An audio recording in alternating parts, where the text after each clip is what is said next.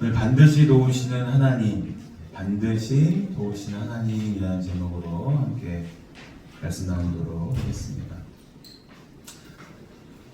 같은 고향 출신으로 전쟁에 나간 두 젊은이가 있었습니다. 그들은 전쟁의 소용돌이 속에서 서로 헤어지게 되었어요. 같은 소대원이었지만 한 친구는 안전한 이곳에 있고 한 친구는 적진 깊숙이 남게 되었습니다. 그가 속한 소대는 후퇴할 수밖에 없었습니다.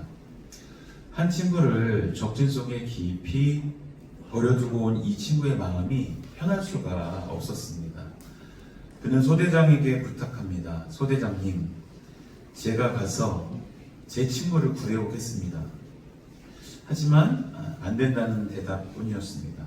가면 너도 죽는다라는 거예요. 소대장은 거절했습니다.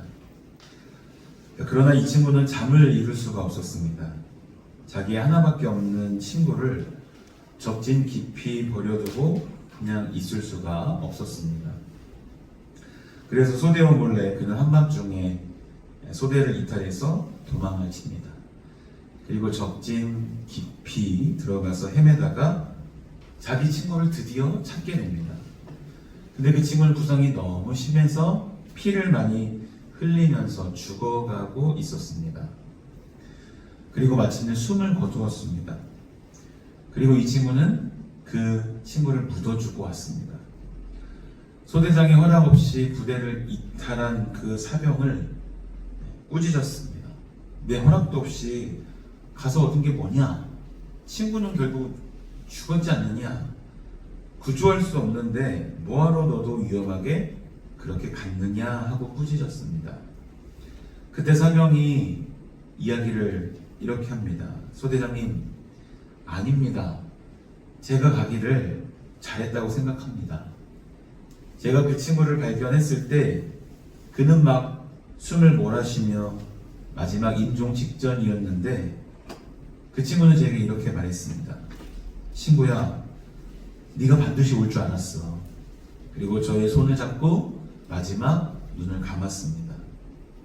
이 두 사람 사이에는 반드시 어려움 당할 때 내 친구가 찾아와서 나를 도와주리라는 믿음과 신뢰가 있었습니다. 한 친구는 그 신뢰를 끝까지 깨뜨리지 않았습니다. 저는 이 관계를 하나님과 우리 사이에도 적용해 볼 수 있다고 생각을 합니다. 우리가 하나님을 믿고 의지하면 하나님이 반드시 우리를 도와주시지 않겠습니까? 하나님이 반드시 우리를 책임지시지 않겠습니까? 더욱이 우리가 하나님의 자녀라고 한다면요. 여기 계신 오늘 여러분들 부모 되신 분들도 있고 자녀 되신 분도 있습니다. 자녀가 어려움을 당할 때 부모가 도와주지 않겠습니까? 외면할 부모가 어디 있겠습니까? 아마 기력만 있다면 힘을 다해서 때론 생명을 바쳐서라도 그 자녀를 도와주고 싶어 할 것입니다. 하물며 우리의 하늘 아버지께서 자녀인 우리들이 공궁에 처해 있는데 언제까지만 보고만 계시겠습니까? 저는 하나님이 반드시 우리들을 도와주실 줄로 믿습니다. 히스기야는 바로 이런 믿음이 있었습니다. 반드시 우리를 도와주시는 하나님에 대한 확신이 있었기 때문에 그는 위기를 헤쳐나갈 수 있었고 그는 국난을 극복할 수가 있었습니다. 세상 사람처럼 두려워해서는 안 됩니다. 우리가 있는 한, 기도하는 우리가 있는 한 이 나라는 망하지 않을 것입니다. 우리가 몸담고 있는 직장과 사업장은 결코 문 닫지 않을 것입니다. 우리는 이런 확신이 있어야 합니다. 하나님 앞에서 자부심입니다. 더더욱 우리를 도우시는 하나님이 전능하신 하나님이라면, 전능하신 여호와라면 무엇이 두렵겠습니까? 사랑하는 여러분, 오늘 여호와 하나님께 능치 못할 일이 무엇이 있겠습니까? 할 수 있거든이 무슨 말이냐? 믿는 자에게는 능치 못함이 없다라고 성경은 말씀하고 있습니다. 사람으로서는 할 수 없지만 여호와께서는 모든 것을 다 할 수 있다고 말씀하고 있습니다. 오늘 이런 믿음이 여러분과 저에게도 있기를 주님의 이름으로 축원합니다. 오늘 말씀은요, 히스기야의 이야기입니다. 히스기야는 남유다의 14번째 왕입니다. 그는 요시야와 다윗과 함께 이스라엘의 가장 위대한 왕으로 손꼽히고 있습니다. 더더욱 히스기야는 특이한 점이 있습니다. 그의 아버지 아하스라는 왕은 믿음이 별로 없었어요. 우상을 숭배했고요, 하나님 앞에 선하게 살지 못했습니다. 그런데 이런 아하스 왕에게 어떻게 또 훌륭한 아들이 태어난지 모릅니다. 그것은 아버지는 그랬지만 훌륭한 믿음의 어머니가 있었기 때문입니다.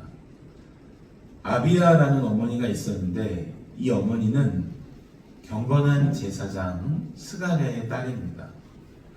아버지 제사장으로부터 받은 영향을 아들에게 전해줄 수 있었습니다.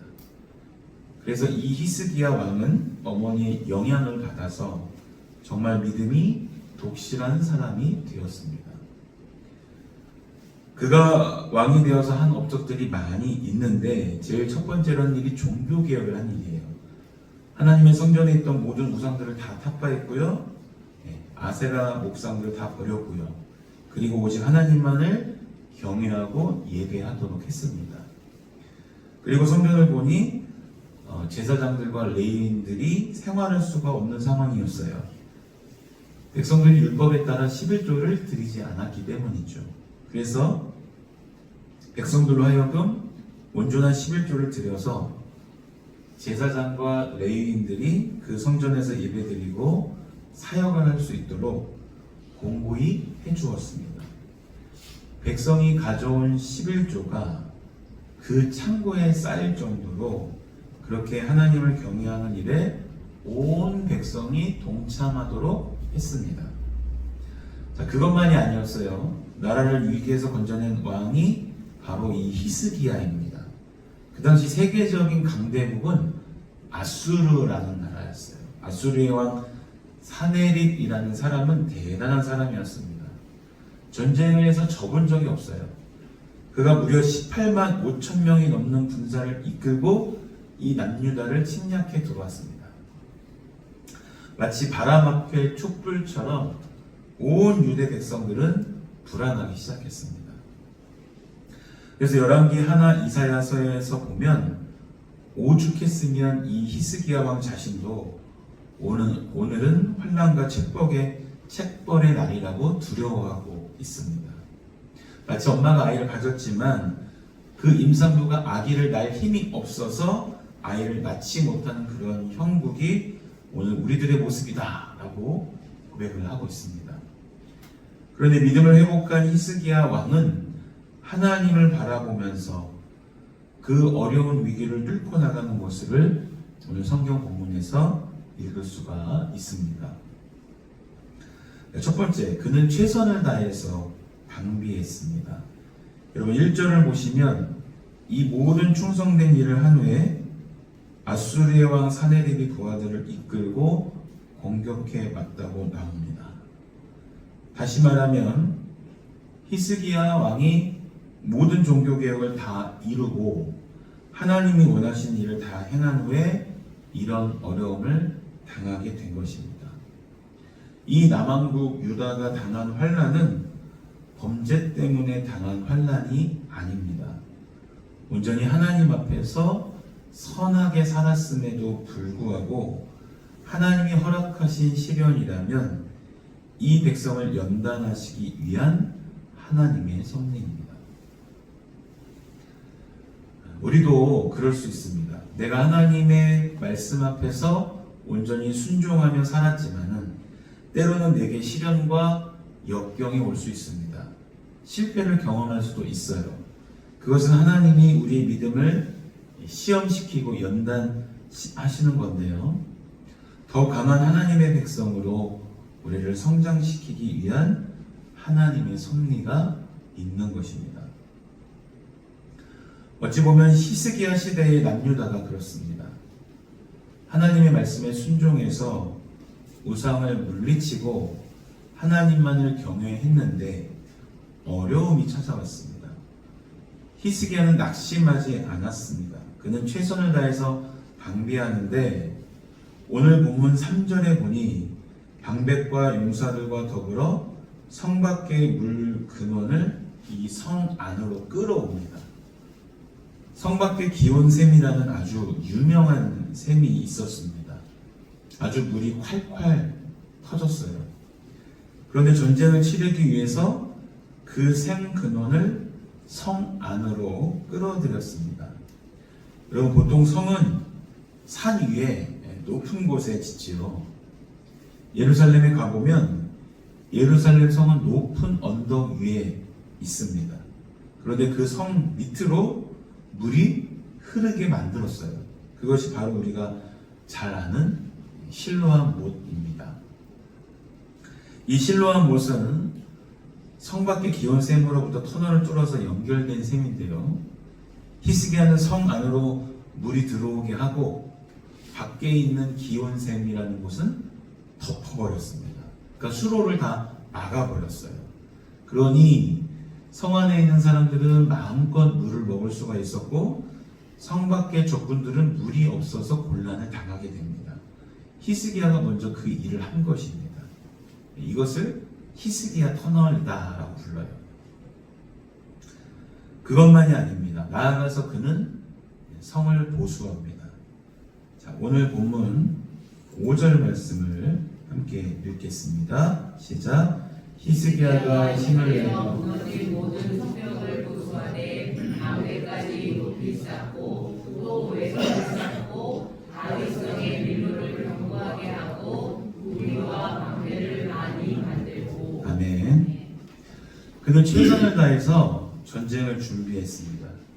그래서 허물어진 방벽을 세웠어요. 허물어진 성을 재건축했습니다. 망대를 높이 쌓았고요. 그리고 무기와 방패를 준비했습니다. 히스기야는 인간이 할 일을 다 했습니다. 이것이 중요합니다. 나라의 위기 가운데 백성과 용사들이 흔들림이 없습니다.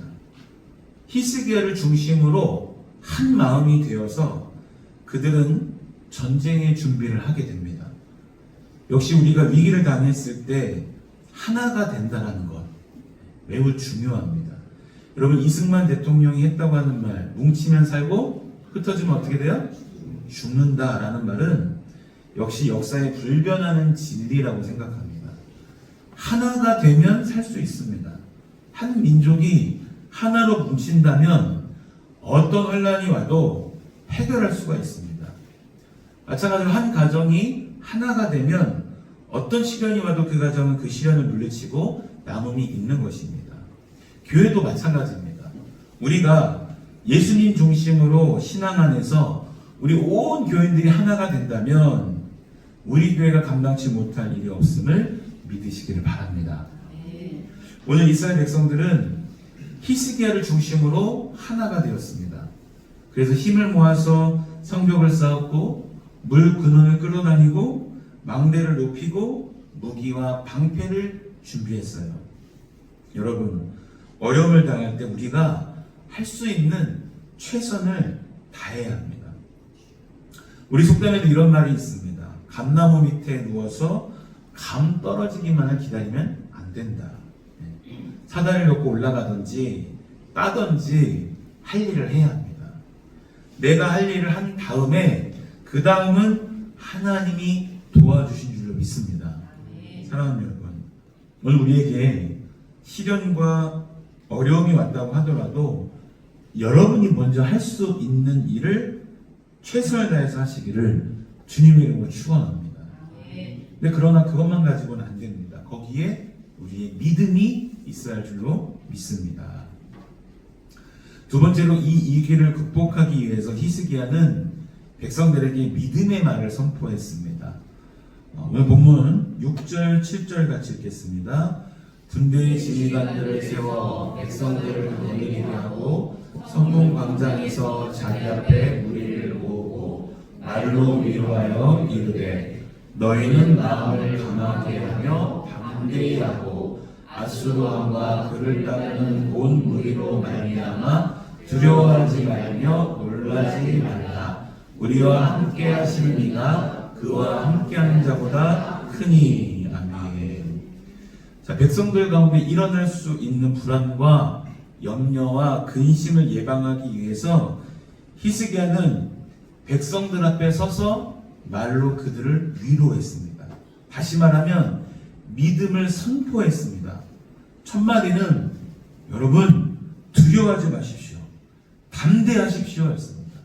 두 번째는 우리와 함께 하시는 분이 저들과 함께하는 자보다 큽니다 라고 말했습니다. 저들과 함께한 자는 육신의 팔, 인간들의 모임이지만 우리와 함께 하시는 분은 여호와 하나님이라고 그는 선포했습니다. 하나님이 우리와 함께 하신다. 임마누엘의 신앙을 가지고 있었습니다. 그리고 히스기야는 더 나아가서 한 가지 신앙을 더 선포합니다. 오늘 8절 읽겠습니다. 그와 함께하는 자는 육신의 팔이요 우리와 함께 하시는 이는 우리의 하나님 여호와시라. 반드시 우리를 도우시고 우리를 대신하여 싸우시리라 하매 백성이 유다와 히스기야의 말로 말미암아 안심하니라. 아멘. 아무리 방비를 잘해도 마음이 흔들리면 안 되는 것입니다. 백성의 마음이 공허하면 그들은 전쟁에서 질 수밖에 없어요. 여러분, 전쟁은 대개 마음에서 패배하거나 승리하게 됩니다.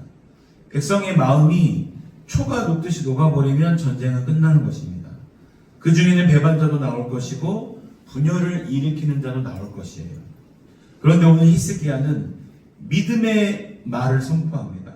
하나님이 반드시 우리를 도우실 것이다. 여러분에게도 이 믿음이 있으시길 바랍니다. 반드시 우리를 도우신다. 반드시 나를 도우신다. 그것은 의심이 없습니다. 그리고 그분이 우리를 대신하여 싸우실 것입니다. 그런 확신을 가지고 백성에게 선포할 때 백성들은 드디어 마음의 안심을 얻게 되었습니다.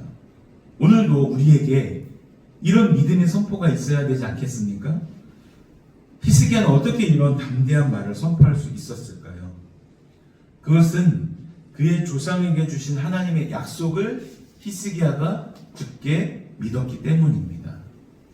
신명기 28장은 우리가 너무나 잘 아는 축복의 장입니다. 거기에 하나님께서 이런 말씀을 하십니다. 같이 읽을까요? 너희가 오늘 나 여호와의 말씀을 잘 듣고 순종하면 내가 이런 복을 내게 주겠다. 어떤 대적이 너희를 치러 올라왔다가 한 길로 왔다가 7길로 도망할 것이다. 아멘. 이 믿음이 있었어요. 하나님은 우리를 도우실 것이다. 우리 대적은 7길로 도망갈 것이다 라는 믿음이 있었어요. 그렇기 때문에 저들과 함께한 이보다 우리 하나님이 크신 분이시고 반드시 하나님이 우리를 도우실 것이고 그가 우리를 대신하여 싸우실 것이다 라는 확신이 있었습니다. 그가 그 믿음을 선포하니까 백성들이 마음에 안심을 얻었어요. 사랑하는 성도 여러분, 우리는요 감정에 따라 움직이면 안 됩니다. 하나님의 말씀은 감정에 좌우되지 않습니다. 하나님의 말씀은 인간의 말이 아니기 때문입니다. 성경에 기록된 이 말씀은 하나님의 말씀입니다. 반드시 우리를 도우실 것이다. 이 말씀을 우리도 선포해야 합니다. 근데 자꾸 사람들은 감정에 좌우돼요. 어떤 때는 믿음이 있는 것 같아요. 기분도 좋아요. 그래서 어떤 때는 은혜가 충만한 것 같습니다. 그런데 어떤 때는 우울한 것 같고 믿음도 없는 것 같고 의심만 자꾸 생기는 것 같고 자꾸 감정에 좌우됩니다. 여러분, 마귀는요 교묘하게 인간의 감정을 이용합니다. 어떤 때는 이렇게 와서 예배를 드려도 마음의 기쁨이 전혀 없습니다. 야, 뭔가 잘못되었지. 교회가 이거 목사님이 설교를 이상하게 하니까 내 마음에 기쁨이 없지. 마귀가 자꾸 내 마음에 우울함을 심어주는 거예요. 거기에 공격을 당합니다. 불평분자가 될 수 있는 거예요. 시험에 들 수 있는 것입니다.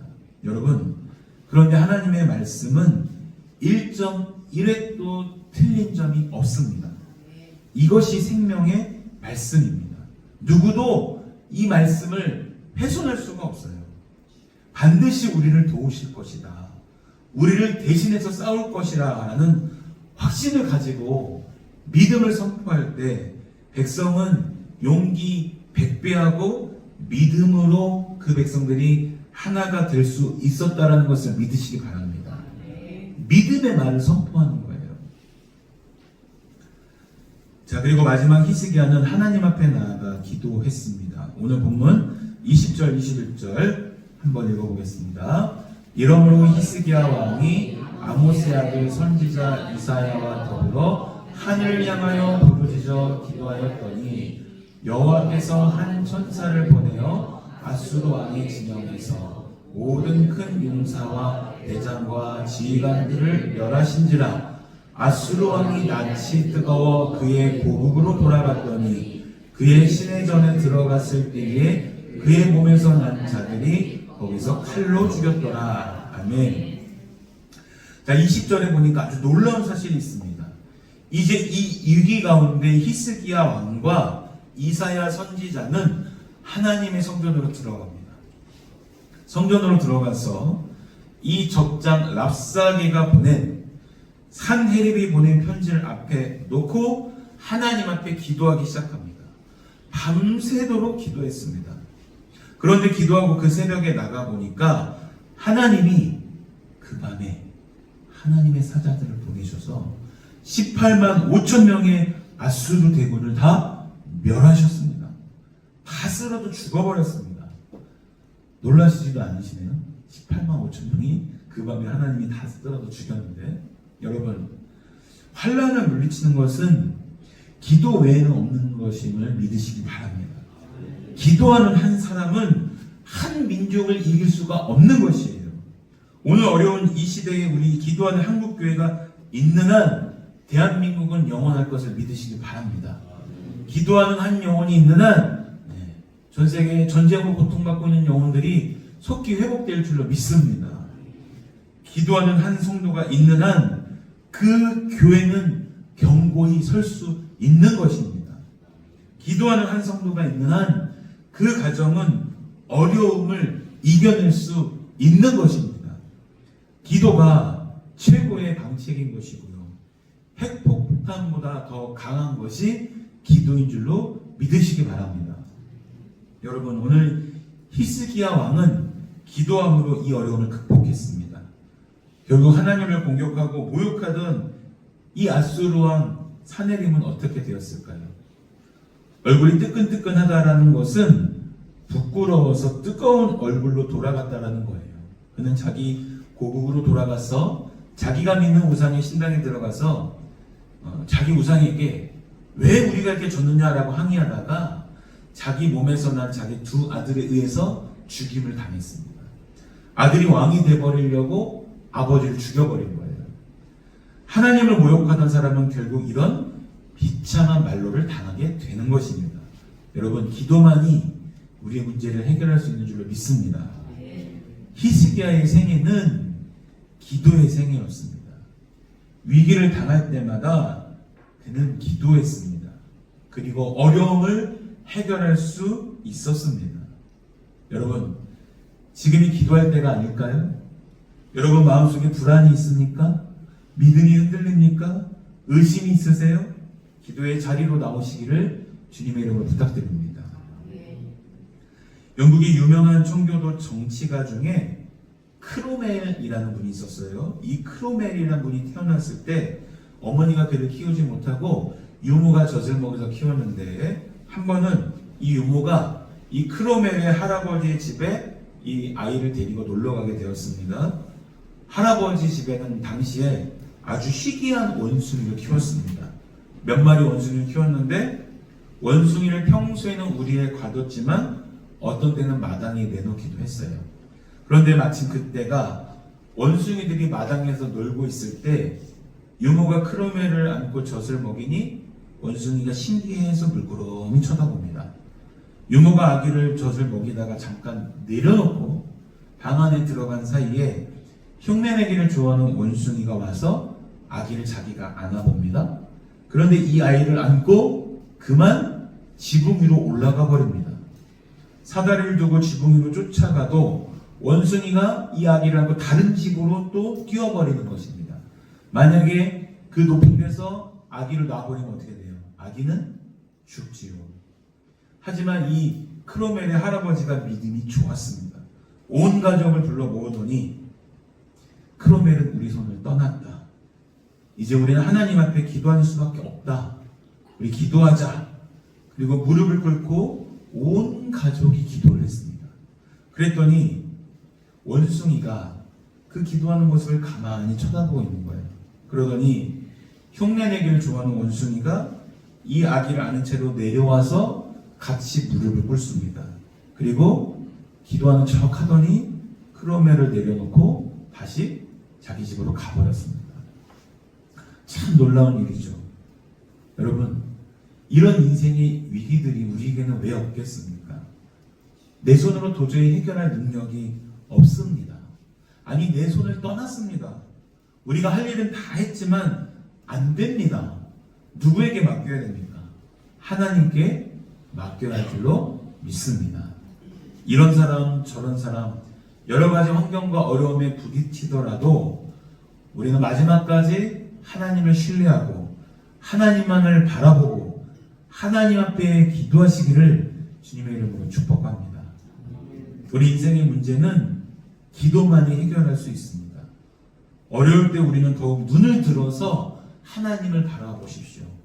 위를 바라보십시오. 오늘 히스기야를 보니 하늘을 향하여 부르짖어 기도하였더니 라고 나와 있습니다. 여러분, 앞이 막혔습니까?